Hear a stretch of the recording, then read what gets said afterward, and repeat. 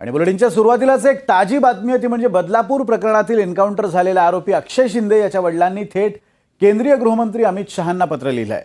आमच्या आणि आमच्या वकिलांच्या जीवाला धोका असल्यानं आम्हाला संरक्षण मिळावं अशी मागणी त्यांनी या पत्राद्वारे केली आहे। अमित शहा यांना लिहिलेल्या पत्राची एक प्रत महाराष्ट्राचे गृहमंत्री देवेंद्र फडणवीस, त्याचबरोबर राज्याच्या पोलीस महासंचालक रश्मी शुक्ला, ठाणे पोलीस आयुक्त आणि नवी मुंबई पोलीस आयुक्त यांनाही पाठवण्यात आलेली आहे। अक्षय शिंदेच्या वडिलांनी आपल्या आणि आपल्या वकिलांच्या जीवाला धोका आहे, त्यामुळे आम्हाला सुरक्षा प्रदान करावी अशी मागणी थेट केंद्रीय गृहमंत्री अमित शहा यांच्याकडे पत्राद्वारे केली आहे।